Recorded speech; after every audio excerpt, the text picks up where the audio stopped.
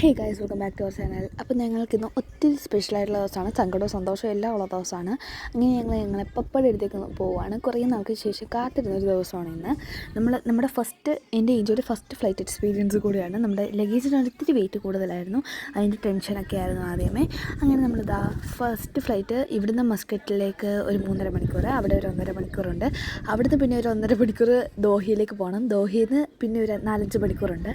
അത് കഴിഞ്ഞിട്ട് അവിടുന്ന് നമുക്ക് ഓക്ലാൻഡിലേക്കാണ് പോകേണ്ടത്. നമ്മൾ ഫസ്റ്റ് ഫ്ലൈറ്റ് എന്ന് പറയുമ്പോൾ നമുക്കൊരു ചെറിയൊരു ചെവി വേദനയും ഛർദിലും ഒക്കെ വരുന്നുണ്ടായിരുന്നു. എങ്കിലും കുഴപ്പമില്ല, രസമൊക്കെ കണ്ടൊക്കെ നിൽക്കുമ്പോൾ അടിപൊളിയായിരുന്നു. അതിൻ്റെ ഇടയ്ക്ക് ഫുഡ് ഞാൻ റൈസ് മാത്രമേ കഴിച്ചുള്ളൂ. നമ്മൾ മസ്കറ്റിൽ ലാൻഡ് ചെയ്തിരിക്കുകയാണ്. ഇവിടെ ഒരു 1.5 മണിക്കൂറോളം ഉണ്ട്. ദോഹയിലേക്കുള്ള ഫ്ലൈറ്റ് ഞാൻ കൂടുതലൊന്നും എടുത്തില്ല, കാരണം ഫ്ലൈറ്റ് കയറിയുള്ളവർക്കറിയാം അത് ഭയങ്കര ബുദ്ധിമുട്ടാണ്.